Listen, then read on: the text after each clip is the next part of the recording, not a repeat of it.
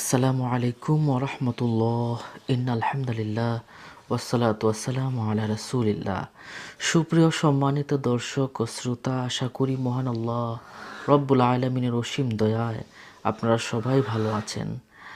আজ আপনাদেরকে সূরা ইয়াসিনের ছোট্ট একটি আয়াত দ্বারা সব সমস্যার সমাধান হয় এই বিষয়ে আপনাদেরকে ইনশাল্লাহ জানাবো।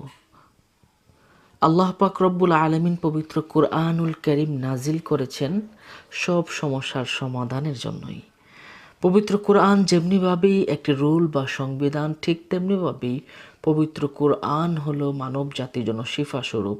আর আল্লাহ তো নিজেই বলে দিয়েছেন, ওয়ানুনাজ্জিলু মিনাল কুরআনি মা হুয়া শিফা, আমি কুরআনকে নাজিল করেছি শিফা স্বরূপ। আল্লাহু আকবার। এবং মানব জাতি এখান থেকে উপকৃত নিতে পারবে যদি সে জানে।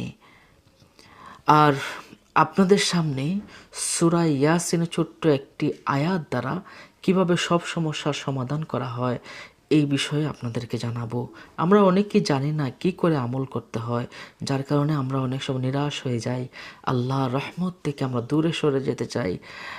অবশ্যই অল্প সময়ে আল্লাহ পাক রব্বুল আলামিন গায়েবী সাহায্য করে থাকেনি যদি আমরা সঠিকভাবে আমল করতে পারি। আল্লাহু আকবার। সূরা ইয়াসিনের ছোট্ট একটি আয়াত, আসুন আমরা জেনে নিই কিভাবে আমলটি করবেন। পবিত্র জুমাবারের দিনে বা শুক্রবার দিনে জুমার নামাজ আদায় করার পরে এই আয়াত মুবারক শরীরে সুগন্ধি মেখে পবিত্র স্থানে বসে আপনি সূরা ইয়াসিনের ৫৭ নম্বর আয়াত আপনি তেলাওয়াত করবেন।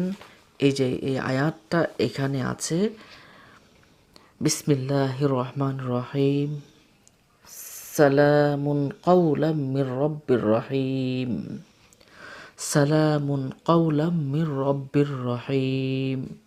এটার অর্থ হলো পরম দয়ালু প্রতিপালকের পক্ষ হতে তাদেরকে বলা হবে সালাম। সুবহানাল্লাহ। সুপ্রিয় সম্মানিত দর্শক, এই আমলটি শুরু করার পূর্বে অবশ্যই আপনি 11 বার দুরূদ শরীফ পড়ে নেবেন। দুরূদ শরীফ খানা নামাজে যে দুরূদ পড়ে থাকেন এটা পড়লে হবে, অথবা আপনি সাল্লাল্লাহু আলাইহি ওয়াসাল্লাম এই ছোট্ট দুরূদখানা 11 বার পড়লেই হবে। অতঃপর আপনি সালামুন কাওলাম মির রব্বির রহিম এই শব্দটি আপনি ৩০০ বার পড়বেন। অতঃপর আপনি আল্লাহ রব্বুল আলামিনের কাছে আপনার চাওয়াগুলো নিয়ে আল্লাহর কাছে দোয়া করবেন। এই আমলটা কন্টিনিউ করে যাবেন আর আল্লাহর কাছে দোয়া করবেন, হে আল্লাহ, তুমি আমাকে এই সমস্যা থেকে সমাধান করে দাও। হে আল্লাহ, তুমি আমার স্বামীকে বা আমার স্ত্রীকে ভালো করে দাও, আমার সন্তানাদিকে ভালো করে দাও, আমার রুজিতে ইনকাম বাড়িয়ে দাও। আল্লাহ, তুমি আমার চাকরির সমস্যা দূর করে দাও। যার যে সমস্যাগুলো আছে সমস্ত সমস্যাগুলো আল্লাহর কাছে পেশ করবেন। মনে রাখবেন, যখন আমলটি করবেন তখন ওযু করে নেবেন, গায়ে সুগন্ধি মেখে নেবেন, কারণ ফেরেশতারা আপনার সামনে এসে তখন আসতে পারে। তখন তারা গায়ে যদি দুর্গন্ধ থাকে তাহলে কিন্তু ফেরেশতারা আপনার কাছে আসবে না। সেই ক্ষেত্রে আপনি ভালো সুগন্ধি অবশ্যই মেখে নেবেন। সুপ্রিয় সম্মানিত দর্শক, দেখবেন যে এই আমল করার কারণে যে কোনো রাস্তা আল্লাহ পাক খুলে দিতে পারেন। তবে এই আমলটি করার সময় আপনি অবশ্যই ৫ ওয়াক্ত নামাজ পড়বেন, হালাল খাবার খাবেন, হারাম খাবার খাবেন না, তাহলে অনেক সময় দোয়া কবুল হতে দেরি হয় বা কবুল হয় না। তারপর আল্লাহ পাক রব্বুল আলামিনের কাছে আপনি কায়মনোবাক্যে এই আমলটা করবেন। আপনি এই আমলটি যদি আরও বেশি তাড়াতাড়ি ফল লাভ করতে চান তাহলে প্রতিদিন নামাজের পরে আপনি এই আমলটা করতে পারেন।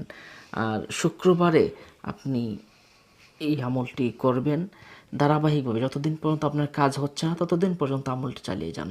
ইনশাআল্লাহ দেখবেন আল্লাহ পাক রব্বুল আলামিন সূরা ইয়াসিন, কোরআনের কল্ব, অন্তর, এই সূরার বদৌলতে আল্লাহ পাক রব্বুল আলামিন আপনার সমস্যাগুলো মুহূর্তে দূর করে দিয়েছেন।